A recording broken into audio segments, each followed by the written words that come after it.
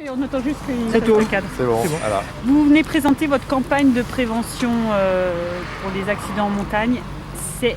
Vous pensez vraiment toucher les skieurs avec deux clips que vous avez présentés qui vont passer sur Internet? C'est un peu juste, non? Pour sensibiliser les millions de skieurs qui vont venir.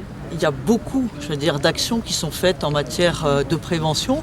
Il y a celle qui est faite par le ministère avec, ces affiches qui vont être dans toutes nos stations sur les 5 massifs, mais aussi avec l'ensemble, des visuels qui vont être déclinés sur les réseaux sociaux, avec ces espaces prévention qui vont être dans 20 stations.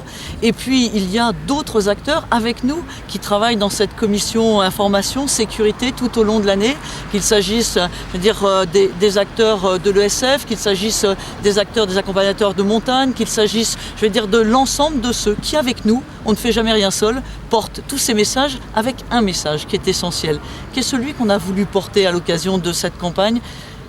Gardons le sourire pour garder le contrôle. Pourquoi? Parce qu'il fallait que ça soit d'abord ce plaisir de la montagne. D'abord ce plaisir, la montagne c'est le premier sport de loisirs des Français l'hiver. C'est vraiment d'abord un moment de plaisir. Il faut qu'il y ait cette attention à des messages de prévention parce que, la montagne a besoin, d'un certain nombre de mesures d'encadrement, de qualité de l'encadrement. Et quand on est ici à l'École nationale, on sait bien comme la qualité de l'encadrement est au rendez-vous, mais il faut qu'il puisse y avoir pas de message d'angoisse, tout simplement. On est respectueux des balises, on est respectueux, de la vitesse des autres, de la diversité, du niveau des pratiquants. Pas de message d'angoisse, mais on a le sentiment que ça risque de pas toucher grand monde. Quelques films comme ça diffusés dans les écoles de ski ou des offices de tourisme, est-ce que c'est vraiment efficace? Il n'y a rien sur le casque, par exemple, où on est encore dans... Il n'y a rien là-dessus. Excusez-moi, mais ça paraît très léger. Je ne crois pas que ce soit, une campagne qui est aujourd'hui avant tout déclinée sur tous les secteurs où vont de plus en plus aussi les jeunes. On est sorti de campagnes qui étaient simplement sur quelques visuels. On a aujourd'hui besoin de faire rayonner tous ces messages partout, les faire rayonner aussi, dans nos écoles, ce qui est le cas ici. On a besoin de les faire rayonner, dans l'ensemble des acteurs qui, par leur responsabilité, peuvent toucher l'ensemble de nos acteurs économiques, de pouvoir trouver ces campagnes au niveau des commerçants, de pouvoir les retrouver sur l'ensemble du secteur du domaine skiable. On a vraiment besoin de le décliner à tous les niveaux et avec des formes qui soient des formes plus modernes. Pas de choix de répression, pas de police des neiges comme on en parle un peu en Suisse. Non, pas de police des neiges. Aujourd'hui, il y a une réalité qui est une diversification de l'ensemble des acteurs de la montagne. 10% de notre tourisme aujourd'hui en France, il est ici.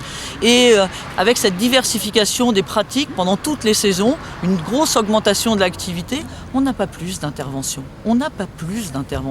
Donc on a besoin de continuer, c'est indispensable de continuer les messages de prévention. Mais on a besoin aussi de passer ce message que la montagne c'est d'abord le plaisir, qu'elle peut se découvrir à toutes les saisons, mais qu'il y a des précautions à prendre. Pas plus d'intervention, excusez-moi,